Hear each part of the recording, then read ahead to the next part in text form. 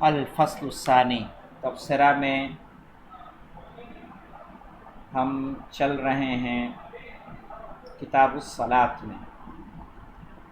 کتاب الصلاۃ کیا ہم پہلی فصل پڑھ چکے، اور پہلی فصل کے بعد آج ہم پڑھنے جا رہے ہیں الفصل الثانی۔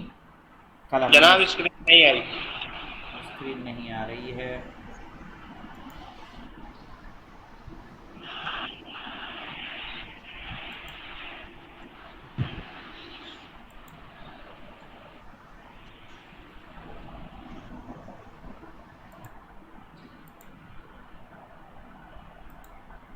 دیکھیے بھائی،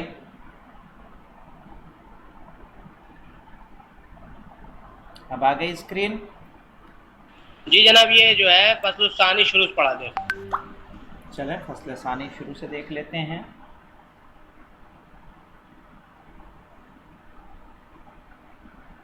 دیکھیے کہہ رہے ہیں الفصل الثانی، دوسری فصل، فی مستحبات الصلاۃ، یعنی نماز کے مستحب چیزوں کے بارے میں، نماز کے مستحبات میں۔ وَهِيَ خَمْسَةٌ، یعنی مستحبات چونکہ مؤنث ہے اور علامت تثنیہ جمع کا جو اس پہ الف تے ہے وہ موجود ہے، اسی لیے کہا وَهِيَ خَمْسَةٌ، اور وہ 5 ہیں۔ الاول، المستحب الاول، یعنی پہلا مستحب کیا ہے؟ التوجہ بسبع تکبیرات، کہ متوجہ ہونا خداوند عالم کی جانب بسبع تکبیرات، 7 تکبیروں سے، جب ہم نماز کھڑے ہوں تاکہ ہم متوجہ ہو جائیں پوری طرح سے، ہمارا ذہن دوسری چیزوں سے ہٹ جائے۔ بسبع تکبیرات، 7 تکبیروں سے۔ بینہا ثلاثۃ ادعیۃ، جن کے درمیان 3 دعائیں ہیں۔ ہم نے بتایا تھا کل کون کون سی دعا، کہ ایک ہے تیسری کے بعد، اور ایک 5ویں کے بعد، اور ایک 6ٹھی کے بعد۔ اس طرح سے ہم کو 5 دعائیں پڑھنی ہیں۔ واحدۃ منہا تکبیرۃ الاحرام، اور ان میں سے ایک کیا ہے؟ تکبیرۃ الاحرام ہے، یعنی ان میں سے کن میں سے؟ یعنی من السبعہ، 7 میں سے۔ ہماری مرضی پر ہے کہ ہم جس کو چاہیں کیا بنا دیں؟ تکبیرۃ الاحرام بنا دیں۔ کہہ رہے ہیں الثانی القنوت، دوسرا مستحب کیا ہے؟ دوسرا مستحب ہے ہمارے پاس قنوت۔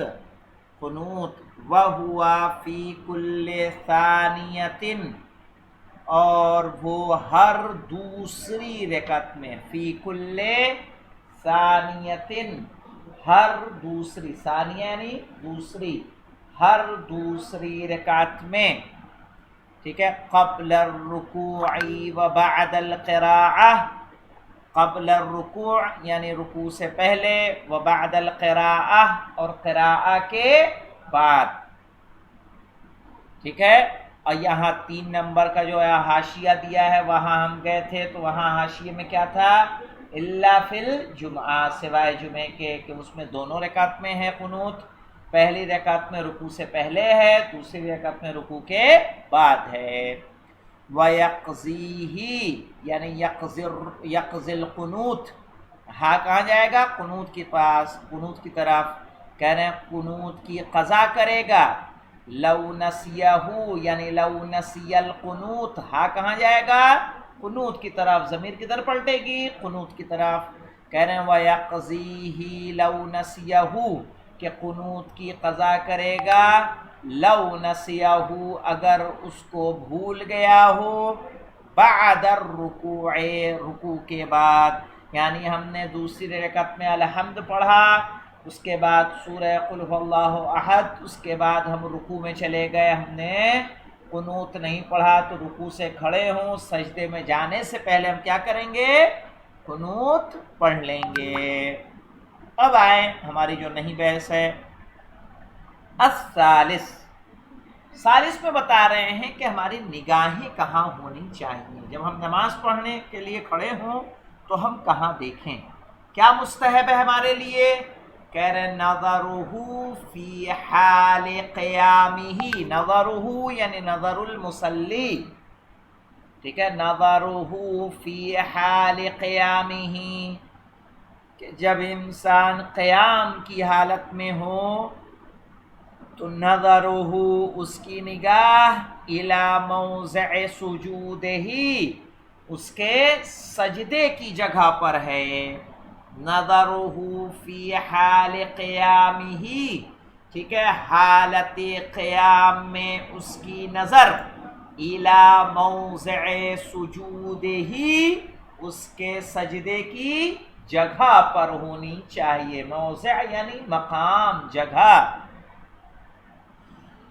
وفی حال قنوتہ، اور اس کے قنوت کی حالت میں، ٹھیک ہے، الی باطن کفیہ، اپنے ہتھیلیوں کے اندرونی حصے پر، باطن کف کہتے ہیں ہتھیلی، یہ جو ہاتھ ہے ہمارا پنجہ، اس کا اندرونی حصہ، ہماری نگاہ ہمیں یہاں دیکھنا ہے، تو کہہ رہے نظرہ فی حال قیامہ الی موضع سجودہ، کہ مصلی کی نظر حالت قیام میں سجدے کی جانب ہونا چاہیے، سجدے کی جگہ پر ہونی چاہیے، وفی حال قنوتہ، اور قنوت کی حالت میں الی باطن کفیہ، اس کے دونوں ہتھیلیوں کے اندرونی حصے پر ہونا چاہیے۔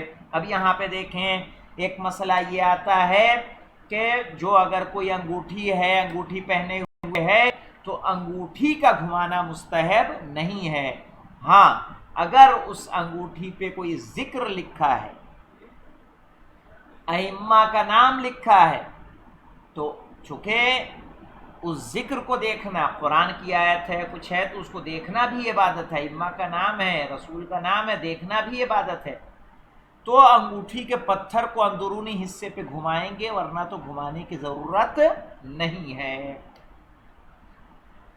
کہہ رہے ہیں وفی حال قنوتہ، اور قنوت کی حالت میں الی باطن کفیہ، اس کے ہاتھوں کی دونوں اندرونی حصے پر، ہتھیلیوں کے، وفی رکوعہ، اور رکوع میں الی بین رجلیہ، اس کے دونوں پیروں کے درمیان، دونوں پیروں کے درمیان۔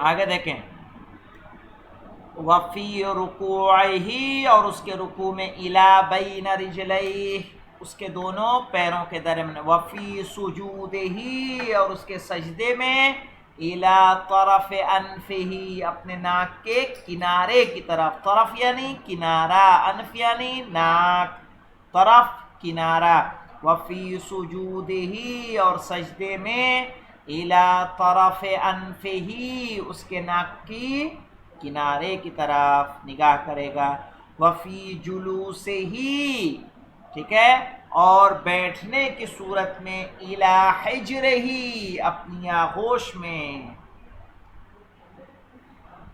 گود میں،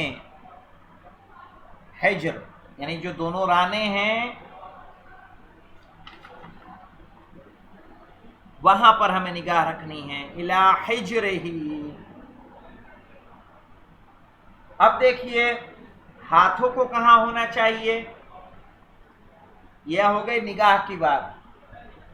اب آ رہے ہیں ہاتھوں کی طرف، کیا مستحب ہے، کہاں،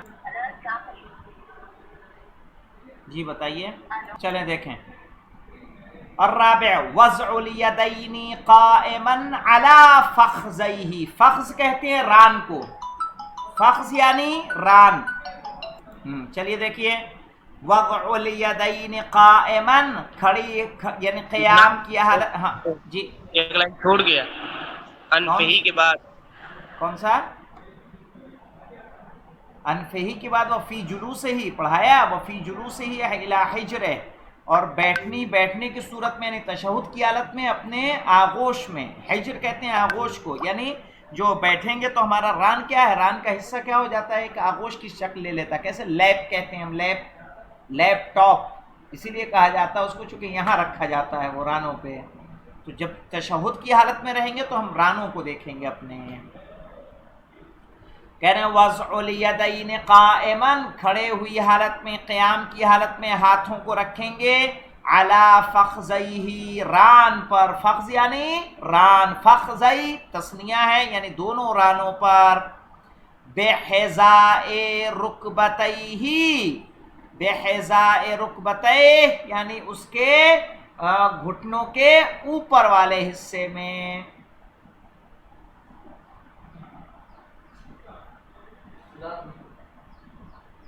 بحذاء رکبتیہ. وقانتاً، اور قنوت کی حالت میں، تلقاء وجہ ہی، مستحب کے ہاتھوں کو کہاں رکھے گا، تلقاء وجہ ہی، اپنے چہرے کے سامنے.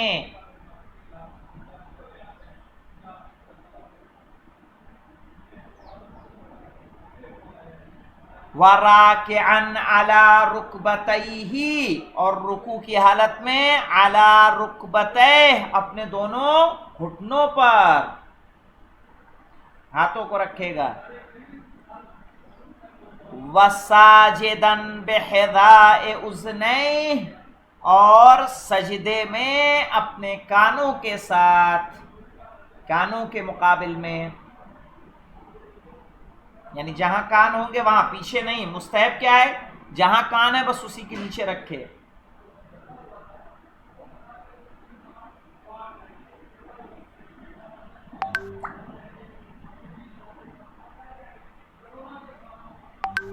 آگے دیکھیے، وَجَالِسًا عَلَى فَخْذَيْهِ، ٹھیک ہے، جالسن یعنی بیٹھی ہوئی صورت میں، عَلَى فَخْذَيْهِ، اپنے رانوں پر.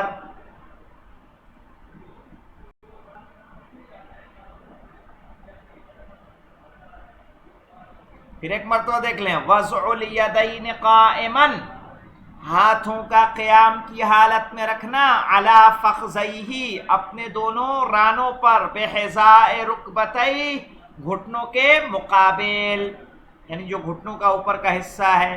وقانتاً تلقاء وجہہ، اور قنوت کی حالت میں چہرے کے سامنے. وراکعاً علی رکبتیہ، اور رکوع کی حالت میں گھٹنوں کے اوپر. وساجداً بحذاء اذنیہ، اور سجدے میں، ٹھیک ہے، کانوں کے مقابل. وجالساً علی فخذیہ، اور بیٹھی ہوئی صورت میں رانوں پر. خامس دیکھ لیں، کہہ رہے ہیں التعقیب، اور کیا مستحب ہے نماز میں، تعقیب. وَأَقَلُّهُ، یعنی اقل التعقیب کیا ہے، تسبیح الزہرا علیہ السلام، تسبیح فاطمہ زہرا سلام اللہ علیہا. 4 نمبر پہ دیکھ لیتے ہیں کیا ہے. اقل تسبیح یہ ہے کہ ہم تسبیح فاطمہ زہرا، کیفیت لکھا ہے اللہ اکبر 34 والحمدللہ 33 وسبحان اللہ 33. ٹھیک ہے. التعقیب 5واں مستحب ہے تعقیب کا پڑھنا. وَأَقَلُّهُ، یعنی اقل التعقیب، ہاں کہاں جائے گا، تعقیب کی طرف. تسبیح الزہرا علیہ السلام، کہ تسبیح فاطمہ زہرا سلام اللہ علیہا پڑھیں گے. ولا حسر، اقل تعقیب یہ ہے کہ ہم تسبیح فاطمہ زہرا سلام اللہ علیہا پڑھیں. ولا حسر لأکثرہ، لا حسر لا نفی جنس ہے، لا حسر لأکثرہ، لیکن لأکثرہ یعنی لأکثر التعقیب، اکثر تعقیب کی کوئی انتہا نہیں ہے. لا حسر، اس کو محدود نہیں کیا جا سکتا، لا محدود ہے. لا حسر یعنی بے شمار ہیں، لأکثرہ اکثر تعقیب، آپ کو جتنا پڑھنا ہے قرآن پڑھیے، دعائیں پڑھیے ائمہ سے وارد، ٹھیک ہے.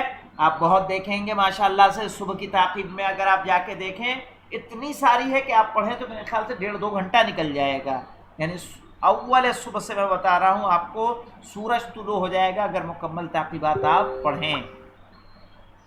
کہہ رہے ہیں والا حسر لأکثرہ، اور کوئی لا یعنی لا بے شمار ہے، لا حسرہ جس کو ہم حسر نہیں کر سکتے، شمار نہیں کر سکتے، لأکثرہ لأکثر التعقیب یعنی زیادہ سے زیادہ تعقیب کو. اقل تعقیب تسبیح زہرا سلام اللہ علیہا.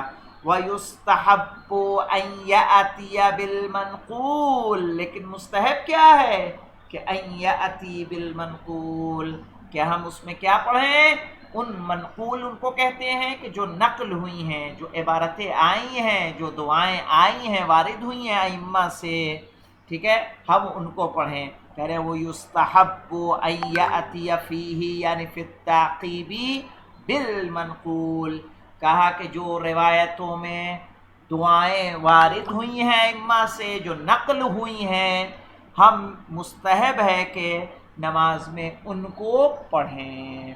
ورنہ تو آپ کچھ بھی چاہیں تو پڑھ سکتے ہیں، لیکن بہتر ہے کہ ہم وہی دعائیں پڑھیں جو ائمہ سے وارد ہوئی ہیں. مثلا مثال کے طور پر دے دیں کہ جیسے ہر نماز کے بعد کی تعقیب، صبح کی تعقیب الگ ہے، ظہر کی الگ، عصر کی الگ، مغرب و عشاء کی جدا جدا ہے، تو ظاہر ہے یہ ساری ائمہ سے وارد ہوئی ہیں، تو کہا مستحب ہے کہ ہم ان کو پڑھیں، ان کے علاوہ ہم جو دعائیں چاہیں پڑھ سکتے ہیں. والحمدللہ رب العالمین.